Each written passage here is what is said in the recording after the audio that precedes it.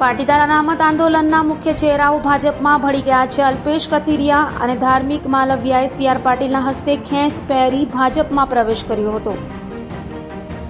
પાટીદાર અનામત આંદોલન સમિતિમાં હાર્દિક પટેલની સૌથી નજીક કરેલા યુવા નેતા અલ્પેશ કથિરિયા અને ધાર્મિક માલવિયા ભાજપમાં જોડાઈ ગયા છે. સુરતના વરાછા સ્થિત માનગઢ ચોક ખાતે કાર્યક્રમનું આયોજન કરવામાં આવ્યું હતું, જેમાં સી.આર. પાટીલ, પ્રફુલ્લ પાનસેરિયા સહિતના મોટા નેતાઓ હાજર રહ્યા હતા. સી.આર. પાટીલે ભાજપનું ખેસ પહેરાવીને અલ્પેશ કથિરિયા અને ધાર્મિક માલવિયાનું ભાજપમાં સ્વાગત કર્યું હતું. તો 2020ની ચૂંટણીમાં પાટીદાર અનામત આંદોલન સમિતિ પાસે કોંગ્રેસને બદલે આપને સમર્થન કરતા સુરતમાં આપનો ઉદય થયો હતો. સુરતમાં પાસના કારણે જ આપનું અસ્તિત્વ બન્યું હતું, પરંતુ હવે શનિવારે પાસના બે યુવા નેતાઓ અલ્પેશ અને ધાર્મિક સાથે 200 જેટલા પાસના કાર્યકરો ભાજપમાં જોડાયા છે. ભાજપ પ્રદેશ પ્રમુખ સી.આર. પાટીલની હાજરીમાં વરાછા વિસ્તારના એક સંમેલનમાં પાસના નેતાઓ અને કાર્યકરો ભાજપમાં જોડાયા છે. ગુજરાતની વિધાનસભા ચૂંટણી પહેલા પાસ આગેવાન અને કોંગ્રેસ નેતા હાર્દિક પટેલ ભાજપમાં જોડાયા હતા. ત્યારે આ બંને સાથીઓ અલ્પેશ કથિરિયા અને ધાર્મિક માલવિયા ભાજપમાં જોડાશે તેવી અટકળો લગાવવામાં આવી રહી હતી. જોકે ત્યારે તેમણે આપ છોડવાનો ઇનકાર કર્યો હતો. જોકે હવે હાર્દિક પટેલ ધારાસભ્ય બની ગયા છે. ત્યારે હાર્દિક પટેલે જ આ બંને નેતાઓને ભાજપમાં જોડાવા માટેનું ઓપરેશન પાર પાડ્યું હોવાનું ચર્ચાઈ રહ્યું છે.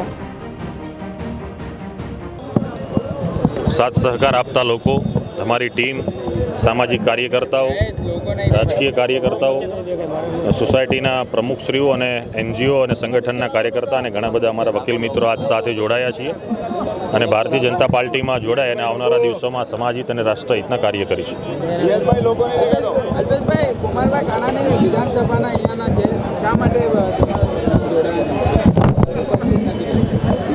પાર્ટી સ્તરનો કાર્યક્રમ છે. પાર્ટીએ જે લોકોને હાજર રહેવાનું હશે તમામ લોકોને સૂચના આપી છે. હાલ ચૂંટણીનો માહોલ છે. ઘણા પણ કુમારભાઈને પણ બીજા બધા ઘણા પણ લોકો આજે પાર્ટીના કાર્યક્રમને પ્રવાસમાં બહાર હોય આવી શક્યા નથી.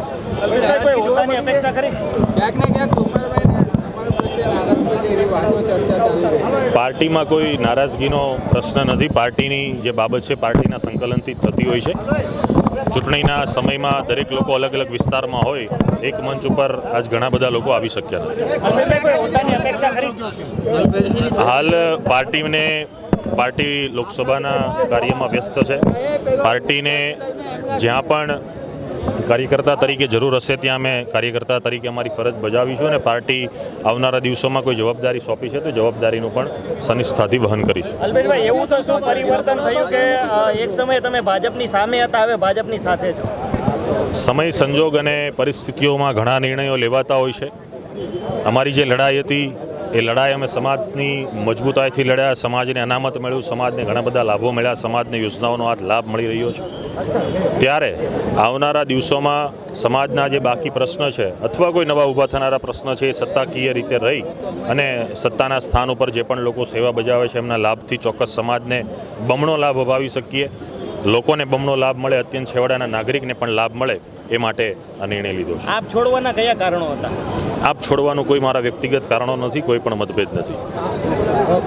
નેતૃત્વમાં જે રાષ્ટ્રહિતના નિર્ણયો લેવાઈ રહ્યા છે, ખાસ એમની કોઠાસૂઝ અને કુનેહથી આ દેશના 500 વર્ષ જૂનો ભવ્ય રામ મંદિરનો પ્રશ્ન એ એમણે જ્યારે સોલ્વ કરી અને આ દેશમાં ભવ્ય રામ મંદિરનું નિર્માણ કર્યું છે, આવી રાષ્ટ્રલક્ષી વિચારધારાથી પ્રેરાઈને આજે અમે ભારતીય જનતા પાર્ટીમાં જોડાયા છીએ.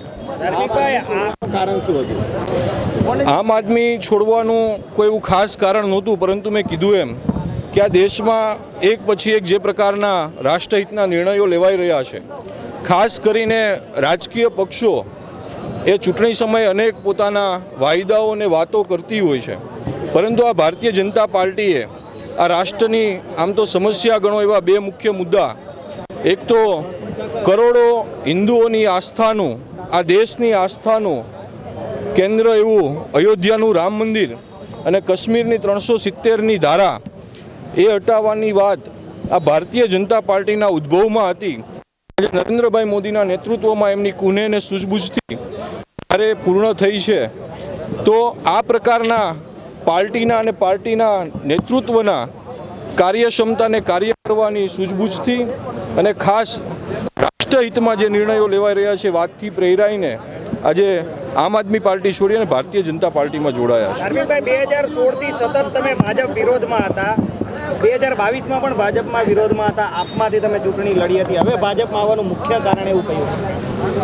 2015થી પાટીદાર સમાજના અનામતની માંગની લડાઈની અંદર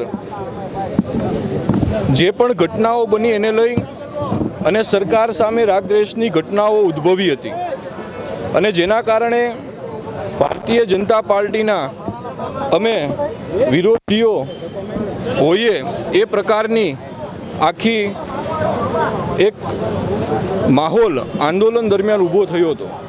ભૂતકાળની અંદર પણ અમે ભારતીય જનતા પાર્ટીના ગોરધનભાઈ ઝડફિયા હોય કેવા અનેક લોકોના નેતૃત્વમાં કામ કર્યું છે. સાથે સાથે ભારતીય જનતા પાર્ટીની વિચારધારા સાથે જોડાયેલ જે એબીવીપી સંગઠન છે એની અંદર પણ વિદ્યાર્થી કાળમાં અમે કામગીરી કરી છે. પરંતુ અમારા સમાજની માંગને લઈ અને જે વિરોધાભાસ ઊભો થયો હતો અને છેલ્લા 10 વર્ષથી લડાઈના અંતે એમાં ઘણા બધા અંતે અમને સફળતા મળી છે. જે પણ થોડા ઘણા પ્રશ્નો અમારા ઉપસ્થિત છે એ પક્ષની સાથે બેસીને એનું ઝડપથી નિરાકરણ આવે એ દિશામાં કાર્યરત બનીશું. આજરોજ અમારો ભારતીય જનતા પાર્ટીમાં જોડાવાનો કાર્યક્રમ હતો. આ સમગ્ર આયોજન એ પાર્ટીનું હતું, એટલે પાર્ટીની અંદર કયા લોકોને ઉપસ્થિત રહેવું, કયા રીતનો પાર્ટીનો પ્રોટોકોલ ને કામગીરી હોય છે એ બાબતે જવાબ પાર્ટી જ આપી શકે. કોઈ નિરાશ લાગતા હશે કુમારભાઈ? અમારા ધ્યાનમાં છે નહીં, કારણ કે આંદોલનની શરૂઆતમાં આપણે બધાએ જોયું છે કે આંદોલનની રેલી દરમિયાન પણ કુમારભાઈને અમે આમંત્રિત કર્યા હતા. ચાલુ રેલીમાં એઓ આવી અને પોતાનો સમર્થન લેટર અમને જાહેર કર્યો હતો.